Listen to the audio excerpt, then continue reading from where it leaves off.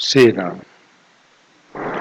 राम बचन सुनि सभय समाजू, जन जल निधि में बिकल जहाजू। सुनि गुरु गिरा सुमंगल मूला, भयउ मनहु मारुत अनुकूला। पावन पैतियु काल नहाही, जो बिलोक अग ओग नसाई। मंगल मूरत लोचन भर भर, निरखई हरष दंडवत करिकर। राम सेलबन देखन जाही, जहाँ सुख सकल सकल दुख नाही। झरना झरई सुधा संबारी, त्रिविध ताप हर त्रिविध बयारी। पिटप बेल तृण अग्नित जाति, फल प्रसून पल्लव बहु भांति। सुंदर शिला सुखतर छाई, जाई बरनी बन छवि के पाही। सरणी सरोरहु जल बिहग, कूजत गुंजत भृंग। बेर बिगत बिहरत विपिन, मृग विहंग बहुरंग। सियावर राम जय जय राम, मेरे प्रभु राम जय जय राम। श्री राम जय राम जय जय राम।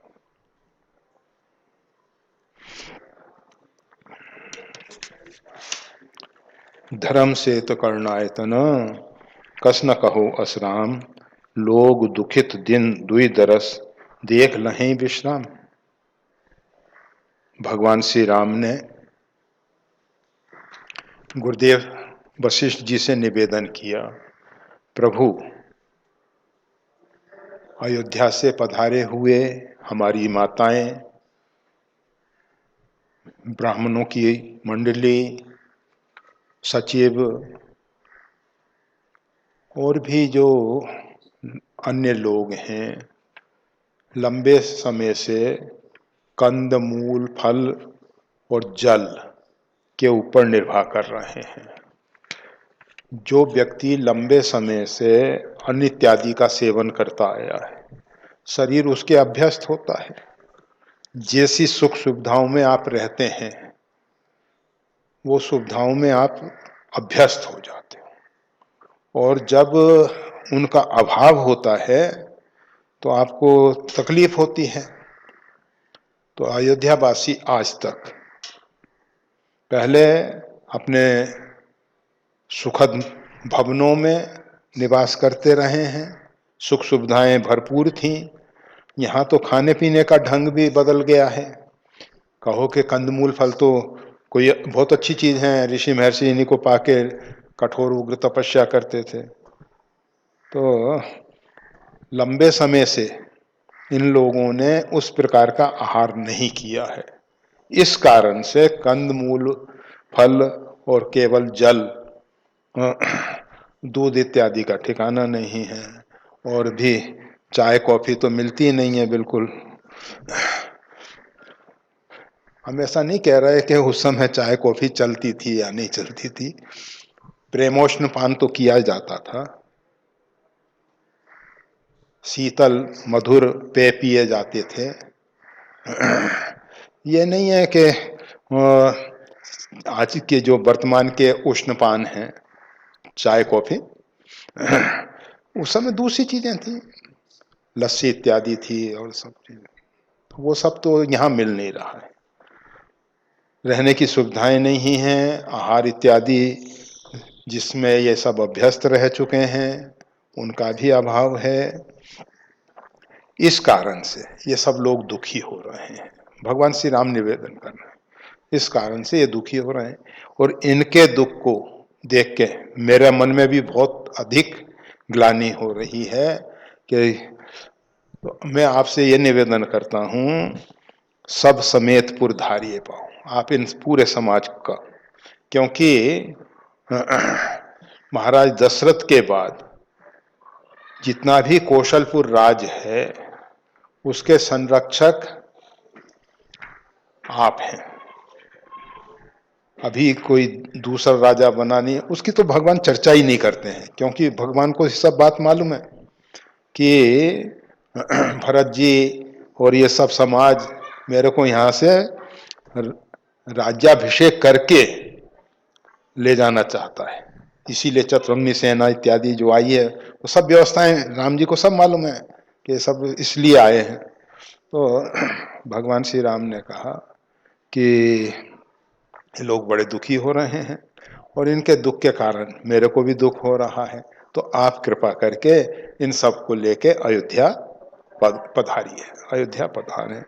वैसे मैंने आपसे जो निवेदन किया, ये कहूँ बहुत कहूँ सब की ढिठाई, ये मेरी ढीठता है जो नहीं कहना चाहिए, परंतु जो बच्चे माता पिता का ज़्यादा स्नेह पात लेते हैं और वो फिर ढीठ हो जाते हैं, फिर उनको कहते रहो सुनते नहीं है वो, तो क्योंकि ढीठ हो गए हैं। तो इसी प्रकार से आपका बहुत स्नेह दुलार मेरे को मिला है, इस कारण से मैं आपके सामने इस प्रकार से निवेदन कर सका। नहीं तो आपके सामने कौन आपको कहेगा कि ऐसा होना चाहिए, ऐसा करना चाहिए। अरे आप तो स्वयं विवेकी हैं, आपको स्वयं ही ये सब अंदर से विचार आने थे, परंतु मैंने जो कहा है, मैं अपनी बात कर रहा हूँ, भगवान श्री राम कह रहे हैं, मैंने जो किया वो ढिठाई की है। और आपको जो उचित लगे, उचित होई तस करिए गोसाई। आप तो अपने मन बुद्धि इंद्रियों को बस में रखने वाले हैं, अर्थात गोसाई हैं। आपका अंतःकरण और आपका बाह्यकरण दोनों आपके बस में है। आप को जो उचित लगे, जो व्यक्ति इंद्रियों के बस हो जाता है, कहा जाता है ये शरीर रूपी रथ है, इसका जो स्वामी है, रथ का स्वामी वो जीवात्मा है, और रथ का जो सारथी है वो बुद्धि है, मन रूपी लगाम है, इंद्रिय रूपी उसमें घोड़े जुते हुए हैं।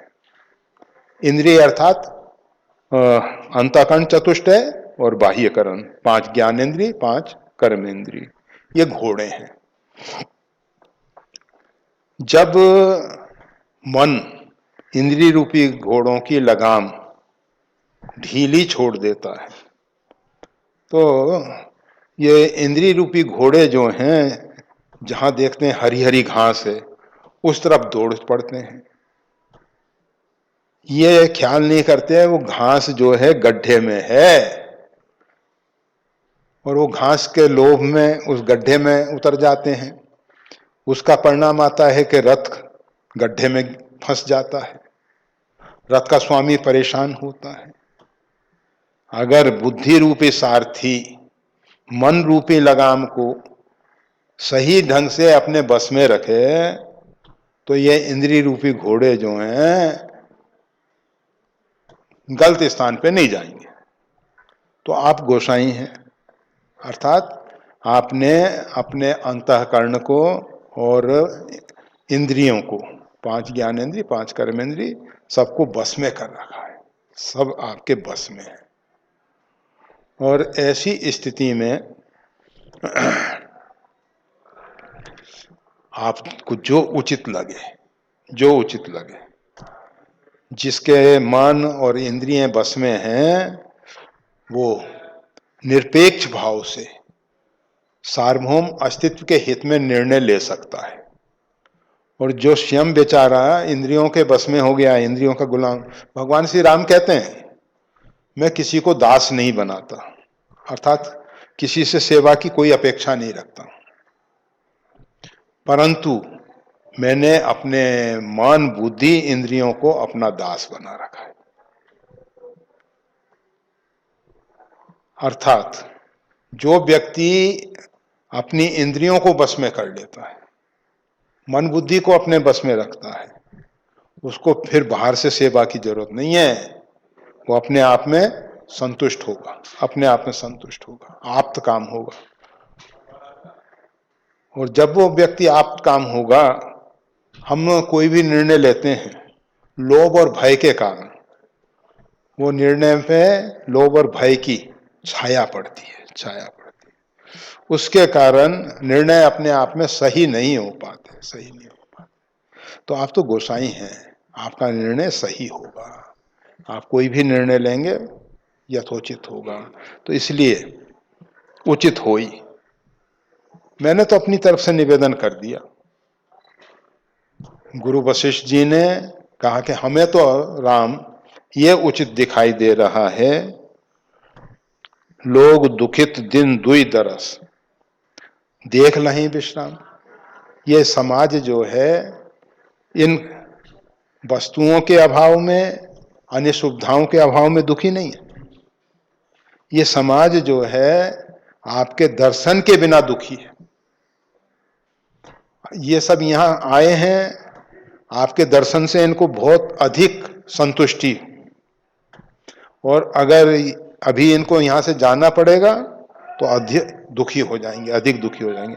तो मैं कहना चाहता हूँ, धर्म सेतु करनायतन कस न कहूँ असराम। आप धर्म सेतु हैं, आप धर्म की टकराहट में सेतु बनाने का काम करते हैं। जहाँ दो धर्म आपस में टकराते हैं तो उन दोनों को जोड़ने के लिए सेतु, जैसे नदी के दो किनारों को जोड़ने के लिए सेतु होता है, इसी प्रकार से दो धर्मों की टकराहट। कभी कभी जीवन में ऐसा आता है, एक व्यक्ति जो है गांव में आग लगाने जा रहा है, हमसे गांव का रास्ता पूछ रहा है। हम अगर सत्य भाषण करते हुए गांव का रास्ता उसको बता देते हैं तो गांव में वो आग लगाता है, और गांव में जितने लोग जल के बेचारे परेशान होते हैं, मरते हैं, उसका पाप हमारे ऊपर भी आने वाला है। कहीं कहीं सत्य जो है धर्म नहीं है। वैसे साधारण नीति तो कहती है धर्म न दूसर सत्य समाना, परंतु कौन सा सत्य जो हितकारी हो, हमारे लिए नहीं सबके लिए हितकारी हो, जो प्रिय हो, प्रिय भी होना चाहिए, हितकारी भी होना। ऐसा कड़वा सत्य नहीं जो जल्दी डाइजेस्ट ही ना हो सके, ऐसा कड़वा सत्य नहीं। और फिर उसमें भी कपट पूर्वक जो सत्य है, जैसे युधिष्ठिर महाराज, नरोबा कुंजरोबा अश्वत्थामा हतो, अश्वत्थामा मारा गया, नर था या हाथी था। तो ये जो स्थिति है धर्म की, तो ऐसे समय में जो दो धर्मों की टकराहट को समझ के सेतु का काम करता है, धर्म सेतु करनायतन कस न कहू असराम। आप धर्म सेतु हैं, आप ऐसा क्यों नहीं कहेंगे? आपने जो कहा है यथोचित कहा है, हम आपकी बात को खंडन नहीं कर रहे हैं, कर भी नहीं सकते हैं, क्योंकि दोनों बात आप में है।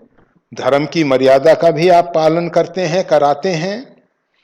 धर्म की टकराहटों में दोनों को जोड़ने का काम भी आप करते हैं, तोड़ने का काम नहीं करते, जोड़ने का काम करते हैं। सेतु जोड़ने का काम करता है, तोड़ने का काम नहीं करता। उसके साथ साथ आप करनायतन हैं, करना आप में निवास करती है, आप करना के आयतन हैं। तो इसलिए आप जो कह रहे हैं उचित कह रहे हैं। आप जो कह रहे हैं, भगवान श्री राम की वाणी का समर्थन किया गुरुदेव ने। फिर उन्होंने निवेदन किया कि देखो राम, ये जितना समाज है आपके दर्शन से अभी तृप्त नहीं हो सका। अभी तो लोग आए ही हैं, अभी तो थोड़ा किसी किसी को दर्शन लाभ मिला है, सबको तो दर्शन लाभ मिला ही नहीं है। ऐसी स्थिति में मेरा निवेदन है कि लोग 2 दिन तक आपका दर्शन करते हुए यहाँ विश्राम करें। यहीं, ये नहीं कि आप कह दो कि भाई चले जाओ, रास्ते में बैठ बैठ के ध्यान करते चले जाना, दर्शन करते जाना। नहीं तो यहाँ से व्यवस्था कर दी जाएगी, आगे चल रहे हैं, सबको स्क्रीन पे भगवान श्री राम सीता जी का दर्शन होता है, वो भी हो सकता है। अरे उस समय की टेक्नोलॉजी आज से बहुत अधिक विकसित थी, ऐसा नहीं सोचो कि नहीं हो सकता था। ठीक है, तो इसलिए यहाँ रह के आपका दर्शन करते हुए 2 दिन विश्राम करें ये लोग। तो इस प्रकार से गुरु वशिष्ठ जी ने बात संभाल ली। जब भगवान श्री राम ने कहा था कि ये सब अयोध्यावासी, उसमें माता इत्यादि सब आ गए, कंदमूल फल आहार करते हुए आवासीय व्यवस्थाओं के अभाव में यहाँ दुख पा रहे हैं। तो भगवान श्री राम की उस वार्ता को सुन के, राम वचन सुनी सभय समाज, वो संपूर्ण समाज जो है भयभीत हो गया कि अब तो यहाँ से शीघ्र ही जाना पड़ेगा, क्योंकि राम जी कह रहे हैं और राम जी की आज्ञा का कौन टाल सकता है, कौन बदल सकता है। और फिर राम कीन चाहिए सो होई, करे अन्यथा असनी कोई। राम जी जो करना चाहते हैं वही होता है, उसको कोई अन्यथा नहीं कर सकता। किसमें ऐसी ताकत है जो इसको अन्यथा कर दे। राम कीन चाहिए सो होई, राम जी जैसा करना चाहते हैं वैसा ही होता है, वैसा ही होता है। इसलिए राम जी के वचन सुन के सभय समाजू, समाज जो था भयभीत हुआ। किस प्रकार की समाज की स्थिति हुई? जन जल निधि में विकल जहाजू, जैसे कोई जहाज समुद्र में जा रहा है और प्रतिकूल पवन चलने से जहाज डगमगाने लगे, समुद्र में चक्रवात बाबा जोड़ा, चक्रवात आ जाए तो उससे जहाज की स्थिति बहुत खराब हो जाती है, बहुत खराब। तो ये निर्णय नहीं ले पा रहे थे कि आगे क्या होगा। अयोध्यावासी सब भगवान श्री राम की बात सुन के सभय भयभीत हो गए थे। उसकी उपमा दी जा रही है जन जल निधि में विकल जहाजू, जैसे जहाज जो है विपरीत पवन के कारण डगमगा रहा हो। और जब गुरुदेव वशिष्ठ जी ने कहा 2 दिन तक विश्राम करने के बाद यहाँ से फिर आगे प्रस्थान किया जाएगा। सुनि गुरु गिरा सुमंगल मूला, गुरुदेव की जो वाणी है वो सम्यक प्रकार के सुमंगलों की मूल कारण है। भयउ मनहु मारुत अनुकूला, ऐसा लगा कि जहाज के लिए अनुकूल पवन आ गई। जहाज अब डगमगा नहीं रहा, अब तो जिस दिशा में उसको आगे बढ़ना है और तीव्र गति से हवा उसके लिए सहयोगी हो गई। मरुत अनुकूला, अनुकूल पवन बहने लग गई। वो जो चक्रवात घूम रहा था हवा का बवंडर, वो तो बंद हो गया और अनुकूल पवन अर्थात गुरुदेव ने उस जहाज को बचा दिया, अर्थात संपूर्ण अयोध्या वासियों की रक्षा की। अब सब लोग निश्चिंत हो गए कि 2 दिन तक तो इस गुरुदेव का जो आदेश है इसमें कोई परिवर्तन होगा नहीं। 2 दिन के बाद जैसी परिस्थिति बनेगी फिर देखा जाएगा। अभी वर्तमान से तो बाहर आ गए, वर्तमान में अभी जाने की बात नहीं है। तो सब लोग फिर करते क्या हैं? 2 दिन रहना है वहां तो करते क्या है?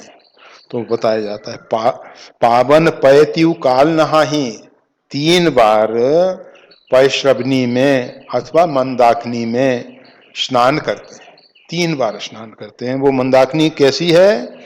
जो बिलोक अघ ओघ नसाई, जिस मंदाकिनी के दर्शन करने से संपूर्ण पाप समूह जो है नष्ट हो जाता है। मंदाकिनी का परिचय देते हुए कहा गया है, जो सब पातक पोतक डाकनी सुरसरिधार नाम मंदाकिनी। ये मंदाकिनी जो है गंगा की धारा है, सुरसरिधार। अत्रि प्रिया निज तपबलानी, पूजा कैसे आई है? तो कहा कि अत्रि प्रिया निज तपबलानी, अनसुईया जी ने अपने तपोबल से उस गंगा को प्रकट किया है। मंदाकिनी को अनसुईया जी ने प्रकट किया है। कहा जाता है भयंकर दुष्काल था, अत्रि जी से देखा नहीं गया कि बिना जल और बिना कंदमूल फल आहार के सारी प्रजा जो है पीड़ित हो रही थी।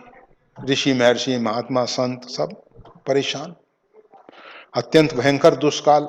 एक बार अकाल, फिर दूसरी बार अकाल, उसको दुष्काल कहते हैं। मतलब एक साल वर्षा नहीं हुई, फिर दूसरे साल भी वर्षा नहीं हुई। तो ऐसी भयंकर परिस्थितियों में अत्रि जी से देखा नहीं गया, तो उन्होंने ध्यान करके समाधिष्ठ होना उचित समझा। उन्होंने कहा कि समाधिष्ठ हो जाएंगे तो लगेगा क्या, वास्तविकता दिखाई दे जाएगी कि परमात्मा का प्रत्येक विधान मंगलमय है। फिर कोई हर्ष शोक नहीं, परमात्मा की इच्छाओं में अपनी इच्छाओं को मिला देंगे। फिर संसार को देख के दुख क्लेश कष्ट नहीं रहेगा।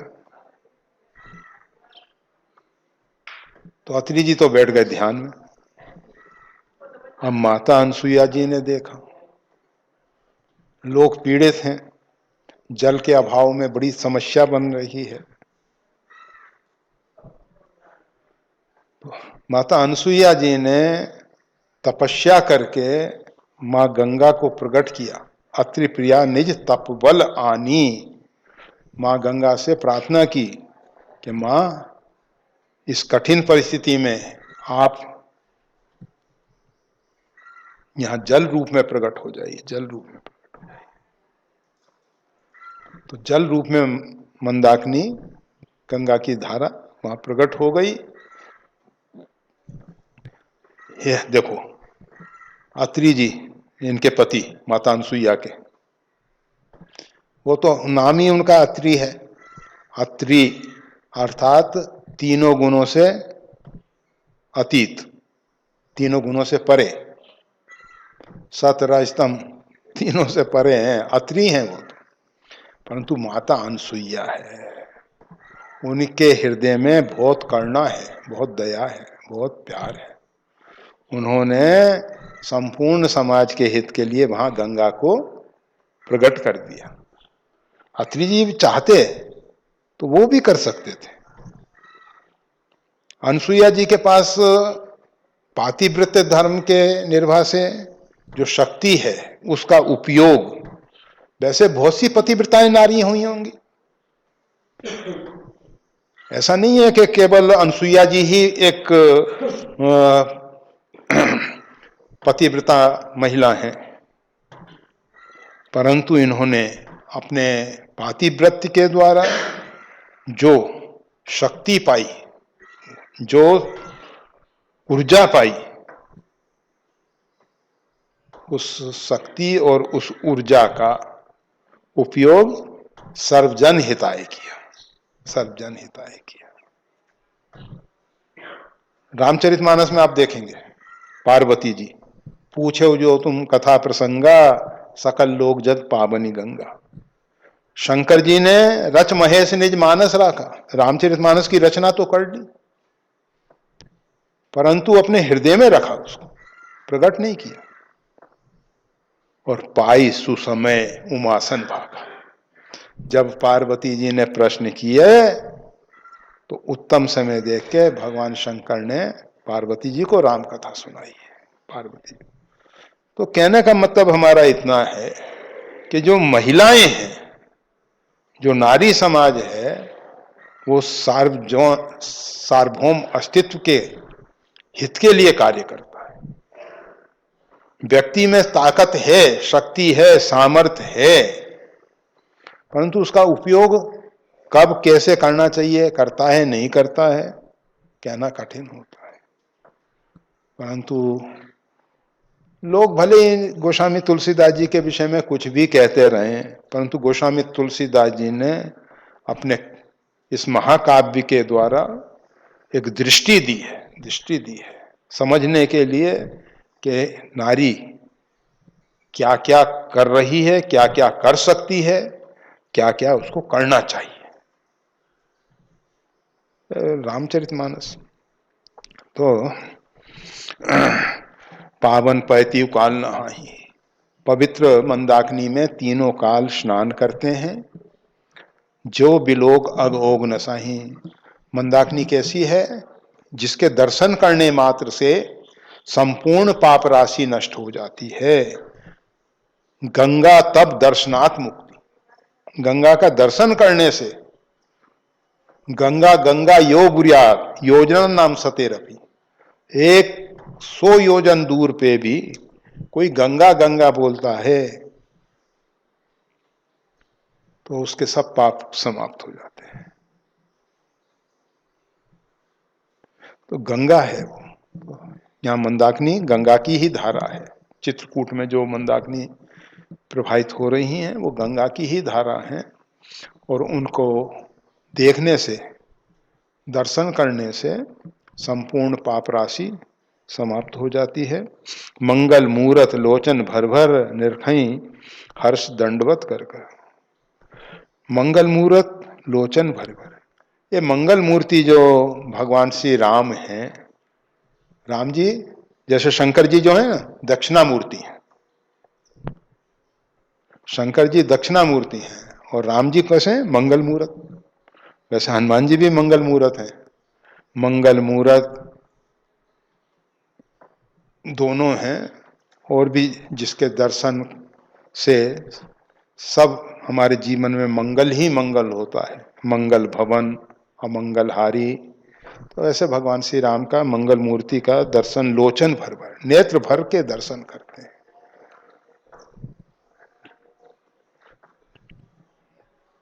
निर्खई मतलब दर्शन करते हैं, हर्ष दंडवत कर कर, और प्रेम पूर्वक हर्षित होके उनको दंडवत करते हैं भगवान श्री राम को।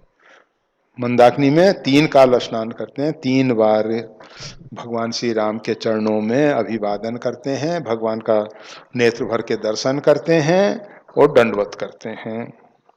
राम सेल बन देखन जाई, इसके साथ साथ जो कामतानाथ जी हैं, राम सेल, राम जी का जो पर्वत है, उस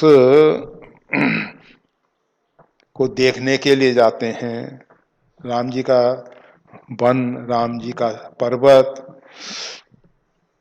जहां सुख सकल सकल दुख नाही, जहां सम्यक प्रकार का सुख निवास करता है और सम्यक प्रकार का दुख नहीं है।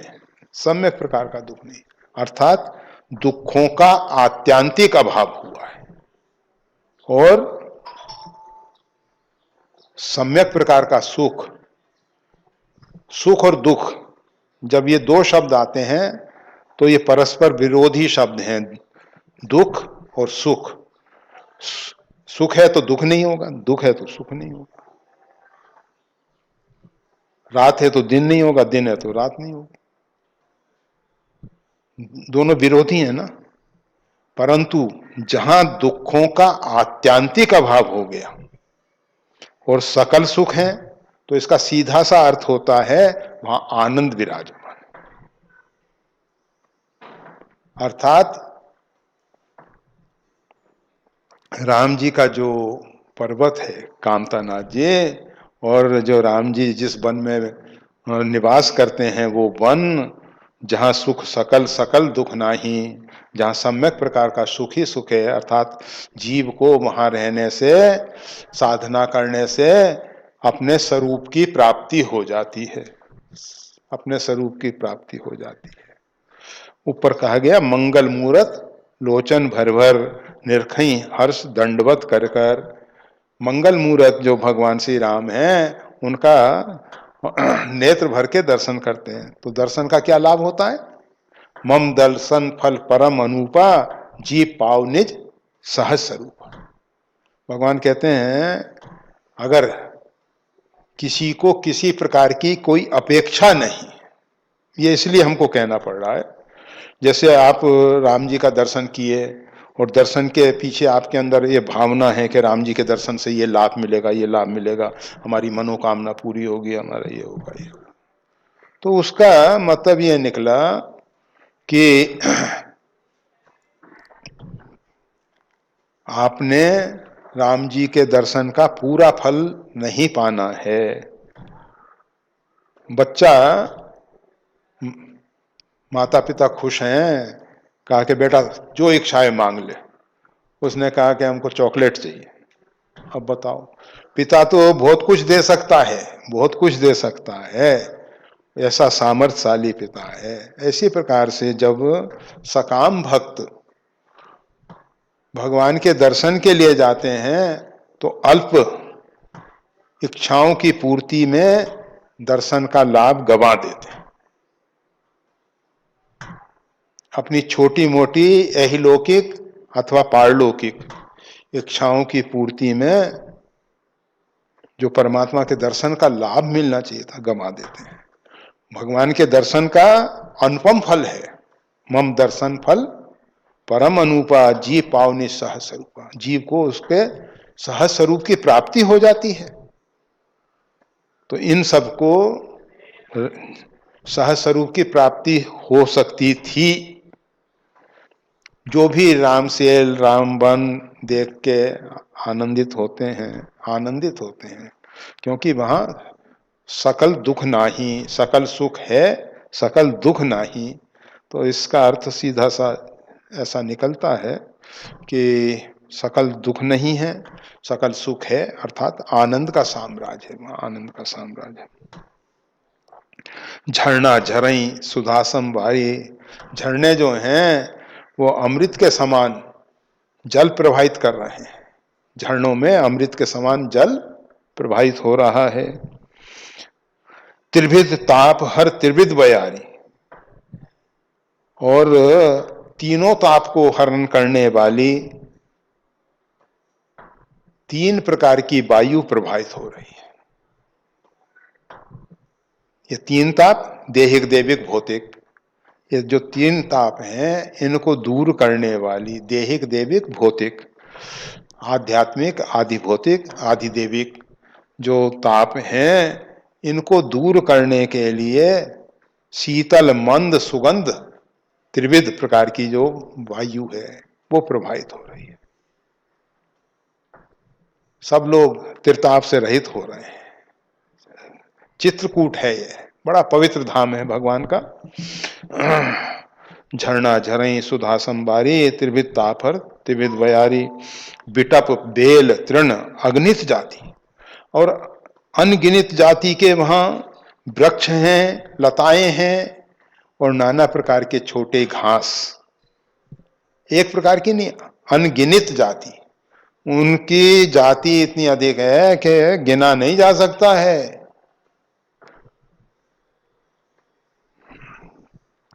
फल प्रसून पल्लव वो भाती, और उनमें फल लगे हुए हैं, पुष्प लगे हुए हैं, और बहुत अनेक प्रकार के पल्लव भी हैं, अनेक प्रकार के वृक्ष हैं अग्नि जाति, और उन वृक्षों में फल फूल पल्लव वो भी भिन्न भिन्न प्रकार के लगे हुए हैं। जैसे जैसे पेड़ हैं वैसे वैसे फूल फल पल्लव हैं। कुछ ऐसे पेड़ हैं जिसमें केवल पल्लव ही देखने लायक होते हैं, उसमें फूल फल नहीं लगता है। कुछ ऐसे हैं कि जिसमें पल्लव भी देखने लायक हैं और उसमें फूल भी लगता है। कुछ ऐसे हैं जिसमें पल्लव भी देखने लायक हैं, फूल भी अच्छे लगते हैं, और फल अत्यंत स्वादिष्ट होते हैं, अत्यंत स्वादिष्ट होते हैं। तो इस प्रकार से बहुभांति अनेक प्रकार के। सुंदर शिला, और बैठने के लिए जैसे घरों में सोफा इत्यादि रख के आराम दे, तो सुंदर शिलाएं, बैठो, ध्यान में बैठ सकते हो आप, नाम जप कर सकते हो, मानसिक पूजा कर सकते हो। ऐसी बहुत सी सुंदर शिलाएं हैं उसमें। सुंदर शिला, सुखद तरु छाई, और जो वृक्षों की छाया है वो तो अत्यंत सुखदाई है, अत्यंत। ग्रीष्म ऋतु है इसलिए वृक्षों की छाया, और वृक्ष भी इतने सघन है कि उनकी छाया बहुत अच्छी लगती है।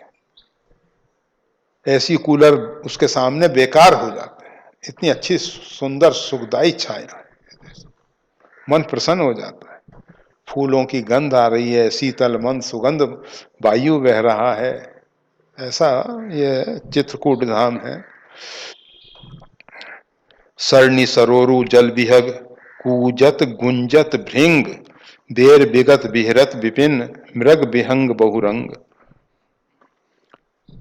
सरोवरों में, वहां जो सरोवर हैं, तालाब है, उसमें कमल खिले हुए हैं।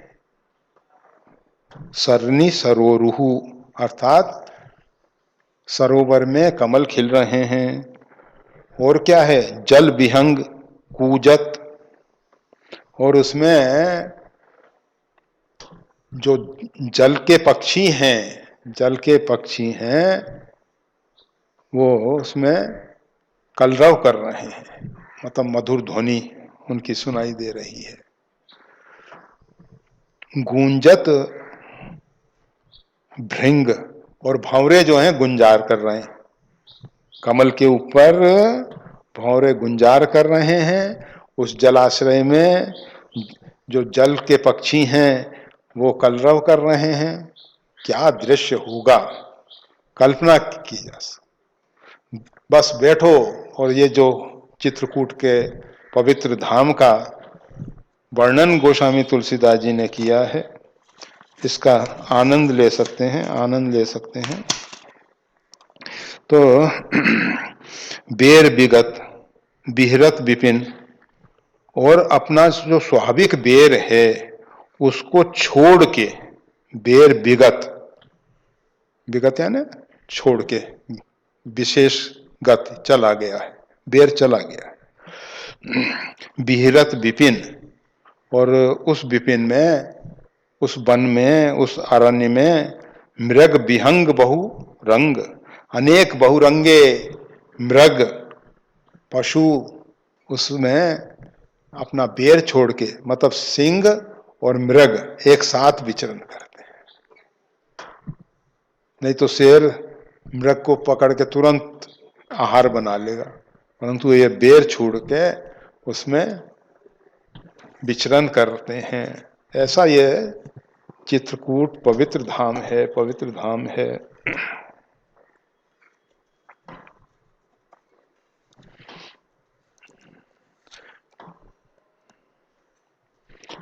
अब ये सब लोग ऐसे पवित्र चित्रकूट धाम का आनंद ले रहे हैं। उसी समय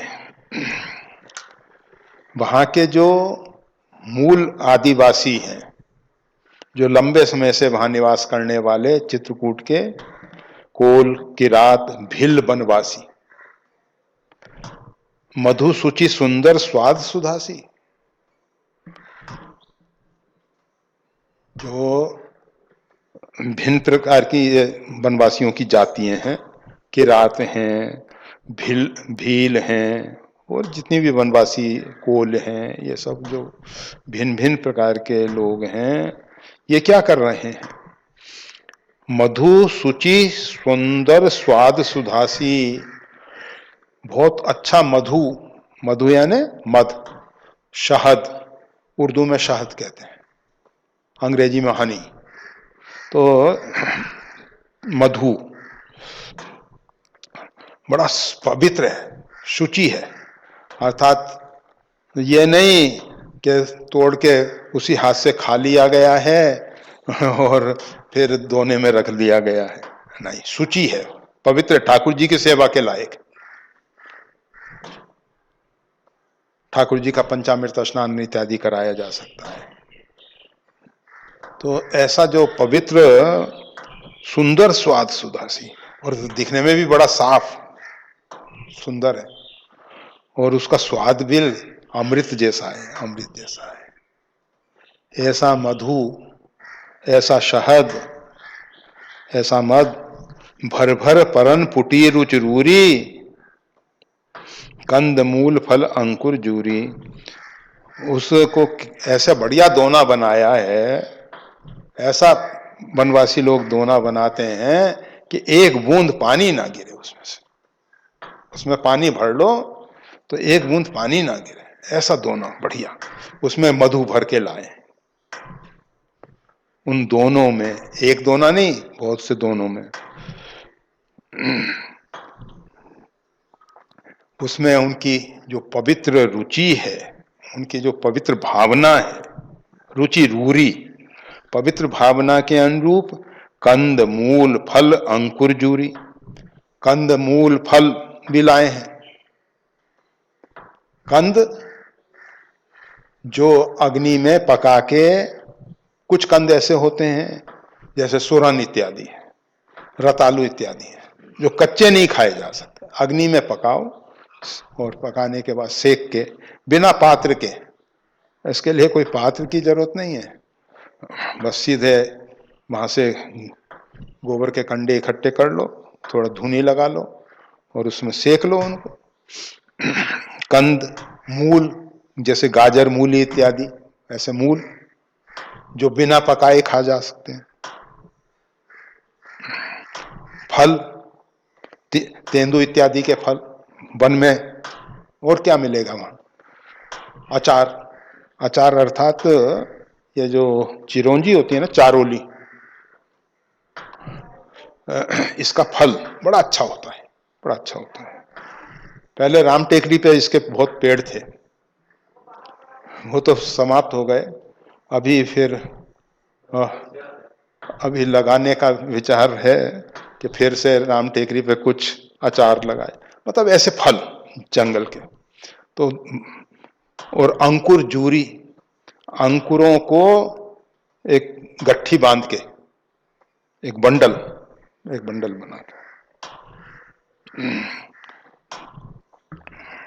सबही देही कर विनय प्रणाम, सबके लिए लाया गया है। क्या क्या लाए हैं। दोने में शहद, मधु, और वो भी बड़ा पवित्र और देखने में बहुत सुंदर, पाने में अमृत के समान, ऐसा मधु लाए हैं। अब उपयोग इन लोगों के ऊपर है, अयोध्या वासियों के ऊपर। ठाकुर जी के स्नान के लिए उसका उपयोग करो, तुम सीधे ठाकुर जी को नैवेद्य में भोग लगा के उसको खा जाओ, जैसा हो जाए। भगवान श्री राम के लिए ये सब मधु लेके नहीं गए, ये केवल अयोध्या वासियों के लिए। भगवान श्री राम इतने दिन से वहां निवास कर रहे थे, कंद मूल फल भर भर दोना लेके गए थे ये सब लोग, परंतु शहद नहीं लेके गए, मधु नहीं लेके गए, क्योंकि भगवान तपस्वी हैं, वनवासी हैं, और हो सकता है कि हिंसा से प्राप्त हुआ, क्योंकि मधु निकालने में हिंसा की संभावना होती है, उसमें मक्खी भी मर जाती हैं, उनके द्वारा ही संग्रह होता है, और उसमें उनके अंडे बच्चे सब। तो साधु भाई अपने लिए मधु का प्रयोग नहीं करते हैं। अगर आवश्यक हुआ तो ठाकुर जी की सेवा के लिए, पंचामृत स्नान इत्यादि के लिए, और औषधियों के लिए, औषधियों में मधु का सेवन होता है। तो इसलिए उन सब के लिए तो सेवन करते हैं। तो भगवान श्री राम के पास ना तो औषधि की व्यवस्था, ना शालिग्राम, स्वयं शालिग्राम तो है ही राम जी, तो इसलिए उन्होंने कोई दूसरे शालिग्राम रखे नहीं। तो इसलिए ये लोग मधु लेके उनके पास नहीं पहुंचे थे, राम जी के पास नहीं पहुंचे थे। परंतु अयोध्यावासी हैं ये सब, इनके साथ तो हर एक के शालिग्राम अपने अपने। पुरुष वर्ग शालिग्राम की सेवा करता है, महिलाएं जो हैं रामलला जी की सेवा करती हैं, गोपाल जी की सेवा करती हैं, श्री जी की सेवा करती हैं, इस प्रकार से। तो ये भर भर परन पुटी रुचि रूरी, बहुत सुंदर, दोनों में शहद भर के, कंद मूल फल अंकुर जूरी। बहुत से पहाड़ में ऊपर गढ़वाल में एक लिंगड़ा होता है, वो क्या होता है, जब भूमि से निकलता है ना नया, तो ऐसा करके ऊपर से ऐसा गोल सा होता है, यही अंकुर। इस प्रकार के अंकुर वन में इस प्रकार के बहुत से अंकुर निकलते हैं कि जो सीधे निकलते ही उनके वैसे साग भुजी भी बना सकते हैं आप, और वैसे ऐसे भी खा सकते हैं, शरीर के लिए अच्छे हैं। तो वही सब कंद मूल फल अंकुर जूरी, जूरी मतलब उसका बंडल बना के उसकी, क्योंकि वो तो एक एक अंकुर बड़े बड़े होते हैं। अंकुर ऐसा नहीं कि आपके ये जो मूंग और गेहूं चना के अंकुर देखते हो थोड़े थोड़े, ऐसा नहीं, बड़े बड़े अंकुर होते हैं ऐसे। कंद मूल फल अंकुर जूरी सबही देहि कर, सबको दे रहे हैं। कैसे दे रहे हैं? कर विनय प्रणाम, नम्रता पूर्वक प्रणाम करके दे रहे हैं। धन्य है ये वनवासी जो अयोध्या वासियों को कंद मूल फल शहद इत्यादि जो हैं प्रणाम करते हैं, नम्रता पूर्वक निवेदन करते हैं, और उसके विषय में कहीं कहीं स्वाद भेद गुण नाम बता देते हैं कि ये इसका ये नाम है, इसका इस प्रकार का स्वाद होता है, इसको इस प्रकार से सेवन किया जाता है। अब वो कच्चा सूरन ऐसे ही चबाने लग जाए कोई, गड़बड़ हो जाएगी, लगेगा जीभ में और वो सब तो परेशानी। तो इसलिए सब उसके कहीं के ही स्वाद भेद गुण नामा, उसका सब भेद बता देते हैं, उसका स्वाद बता देते हैं, उसके गुण बता देते हैं कि ये इस शरीर के लिए इस प्रकार से पौष्टिक है, इसमें विटामिन डी है, इसमें विटामिन सी है, इसमें ये है। सब बातें बता के उसके नाम भी बता देते हैं, याद रहें या ना रहें। फिर पूछ लेंगे ये वनवासी अपने साथ तो है। तो इस प्रकार से सेवा में ये लोग जुड़े हुए हैं। अयोध्यावासी की सेवा में ये वनवासी लोग लगे हुए हैं। देही लोग बहुमोल न लेही। अब अयोध्यावासी भी उदार हैं, उन्होंने देखा ये बेचारे सुबह से शाम तक परिश्रम करते हैं और हमारे लिए ये सब भेंट लेके आए हैं, तो इसको कुछ मूल्य देना चाहिए। देही लोग बहुमोल न लेही, फेरत राम दुहाई दे। और ये वनवासी कैसे हैं कि अयोध्यावासी बहुत मूल्य देने के लिए उत्सुक हैं, चाहते हैं, हृदय से चाहते हैं कि ये लोग कुछ ले लें, परंतु फेरत उसको लौटा देते हैं। क्या कह के? राम दुहाई। देखो इसमें राम जी की शपथ है, इसको पैसा नहीं देना, हमको इसका मूल्य नहीं चुकाना। यह है इनकी पवित्र विचारधारा वनवासियों की। नहीं तो कहीं से कैसे ही मिल जाए, अनेक प्रकार के छल कपट करके लोग अर्थोपार्जन करते हैं। ये उदारता पूर्वक दे रहे हैं, उदारता पूर्वक अयोध्यावासी दे रहे हैं, परंतु ये सब फेरत राम दुहाई देही, देही लोग बहु मोल न लेही। सभी अयोध्यावासी मूल्य दे रहे हैं, परंतु ये सब लोग नहीं ले रहे हैं। और क्या कहते हैं ये? कहीं स्नेह मगन मृदुबानी, मानस साधु प्रेम पहचानी। यह स्नेहमय कोमल वाणी में निवेदन करते हैं, जिस वाणी को सुन के सब लोग उसमें डूब जाएं, मगन हो जाएं। मानस साधु प्रेम पहचानी। जो सज्जन होते हैं, साधु अर्थात सज्जन, वो तो प्रेम को पहचानते हैं। आप सब साधु हैं, आप सब साधु प्रकृति के हैं, अर्थात आप सब सज्जन हैं। आप हमारे प्रेम को देखिए। प्रेम का मतलब व्यापार करने के लिए हम नहीं आए हैं यहाँ कि कंदमूल फल दें और आपसे कुछ पैसा लें। यह लेन देन का काम व्यापारी का होता है, यहाँ लेन देन नहीं है। कुछ लेना ना देना, मगन रहना। यहाँ तो बस आपकी सेवा में, आपके प्रेम में हमको बहुत कुछ मिल रहा है, बहुत कुछ मिल रहा है। तुम सुकृति हम नीच निषादा। आप तो बड़े पुण्यात्मा हैं, अयोध्या में जन्म लिए हैं और सब प्रकार के सुख सुविधाओं में आपका जीवन पला है। आप सुकृति हैं, आपने बहुत पुण्य किए हैं, तभी तो हम नीच निषादा, हम तो निम्न वर्ण के हैं, निम्न कुल के हैं। देखो पावा दर्श राम प्रसादा, ये तो रघुनाथ जी की कृपा हुई है जिससे आप सबका दर्शन लाभ मिल रहा है। जो रघुनाथ जी का दर्शन लाभ मिला, अगर रघुनाथ जी यहाँ नहीं आते, भगवान श्री सीताराम जी यहाँ नहीं आते, तो आपके दर्शन का लाभ भी हमको नहीं मिलता। ये सब जो है पावा दर्शन राम प्रसादा, राम जी के कृपा प्रसाद से आप सबका भी दर्शन हो रहा है। राम जी के दर्शन से आप सबका भी दर्शन हो रहा है। ये सब राम जी के दर्शन का प्रसाद है। हमई अगम अति दरस तुम्हारा, हमारे लिए तो आपका दर्शन जो है ना अत्यंत दुर्लभ था। हमई अगम अति दरस तुम्हारा, आपका दर्शन हमारे लिए अत्यंत दुर्गम था, मतलब संभव नहीं था, संभव नहीं था।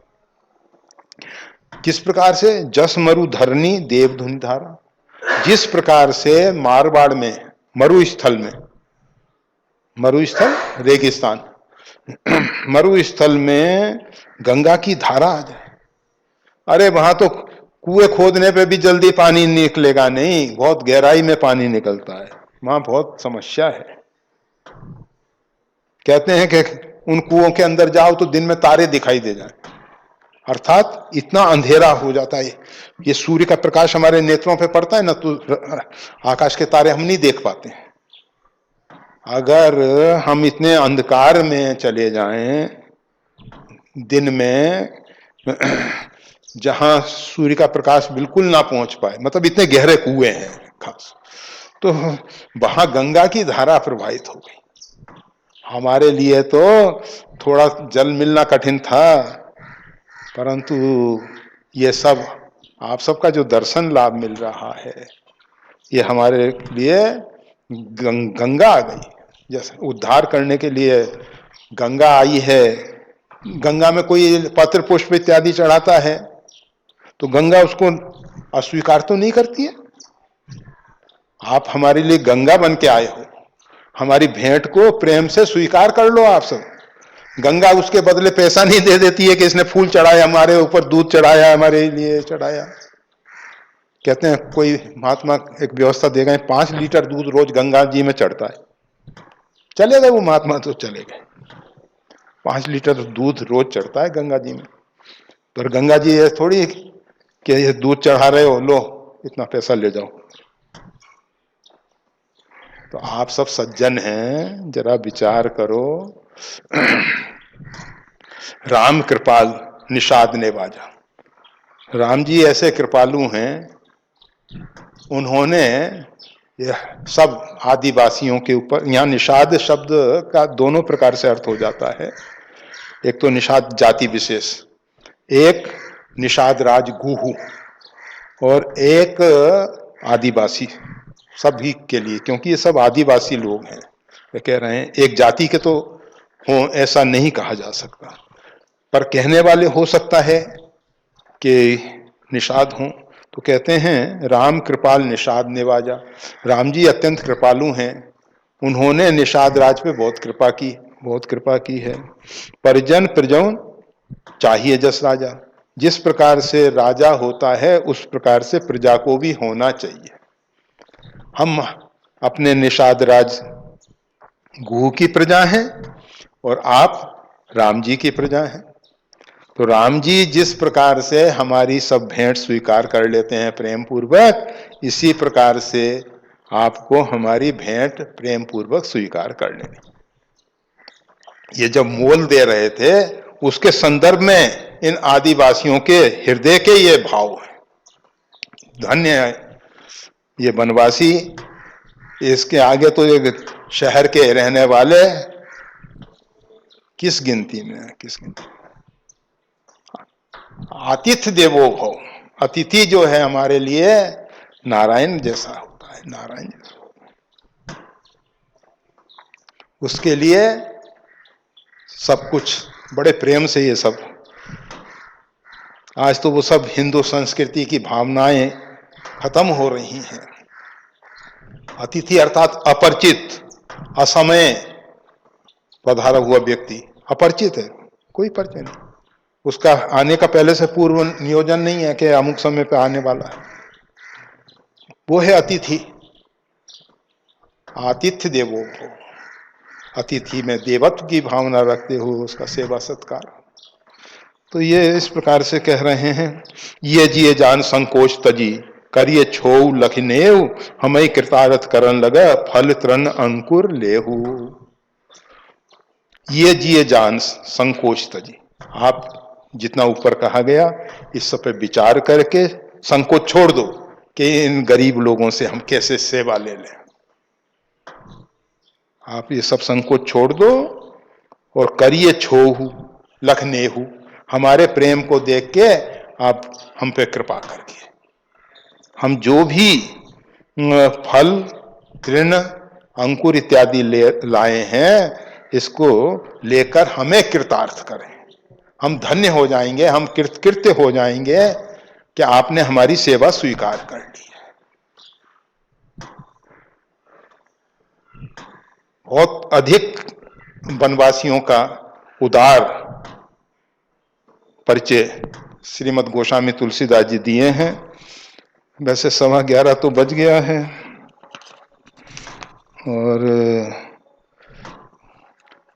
अगर और आगे चलेंगे, दोहा है उसमें छंद भी है, थोड़ा बड़ा हो जाएगा, इसलिए आज इसको यहाँ पर ही विश्राम दे देना उचित होगा। पर मानना पड़ेगा गोस्वामी तुलसीदास जी ने ये जो कोल किरात इत्यादि में इस प्रकार के विचारों में जो परिवर्तन आया है उसको बताने आगे बताएंगे कि ये परिवर्तन, ये स्वयं अपने मुख से ही बताएंगे ये सब परिवर्तन कहाँ से आया, इनमें कैसे आया। नहीं तो पाप करत निशिबासर जाही नहीं कटपटना पेट अघाई, हम सब तो उस स्थिति में थे, सुबह से शाम तक हिंसा ही हिंसा, अहिंसा परमो धर्म, अहिंसा परम धर्म है, परंतु हम हिंसा में कुछ गलती नहीं समझते थे, सुबह से शाम तक हिंसा करते थे, पाप करत निशी बासर, दिन रात, रात्रि में भी पशुओं को फंसा फंसा के जाल बिछा बिछा के अनेक अनेक प्रकार से पशु पक्षी इत्यादि की हिंसा में हम लगे हुए थे। परंतु ये राम जी के दर्शन का, राम जी का प्रभाव है, राम जी की भक्ति का, राम जी के प्रति प्रेम का परिणाम है जो हम में ये परिवर्तन आ गया, हम में ये परिवर्तन आ गया। तो गोस्वामी तुलसीदास जी बताना चाहते हैं कि अत्यंत निकृष्ट व्यक्ति, अत्यंत सब प्रकार से, मतलब जन्म से कोई भी व्यक्ति अच्छा या बुरा नहीं है, श्रेष्ठ और निकृष्ट नहीं है। व्यक्ति की श्रेष्ठता उसके कर्म से होती है, कर्म से होती है।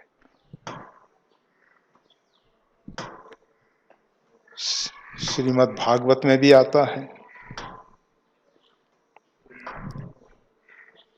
12 गुण विशेष से ब्राह्मण संपन्न है परंतु भगवान की भक्ति से रहित है, और एक भक्त जो है सभी गुणों से रहित है परंतु भगवान के श्री चरणों में उसका अनुराग है, तो वो ज्यादा श्रेष्ठ है। भक्ति वाला सर्वगुणहीन व्यक्ति,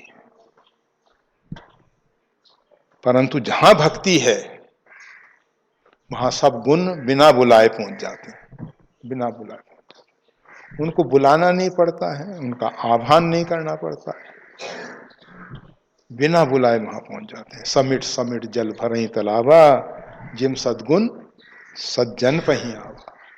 जिस प्रकार से जितने भी गुण हैं वो सज्जनों के पास अपने आप पहुंच जाते हैं, उसी प्रकार से जैसे वर्षा में जल कहीं भी बरसे जहां गहरा है वहां पहुंचता है, गहरे स्थान पर पहुंच जाता है, इकट्ठा होकर वहीं पहुंचते हैं जहां गहराई है। भक्ति अर्थात हृदय में गहराई पैदा करती है, हृदय को बड़ा बनाती है। हमारी जो संकीर्ण मान्यताएं हैं, हमारे यहाँ शब्द दो बड़े पवित्र शब्द हैं, शूद्र, क्षुद्र, जिसका हृदय बहुत संकुचित है, बहुत संकुचित।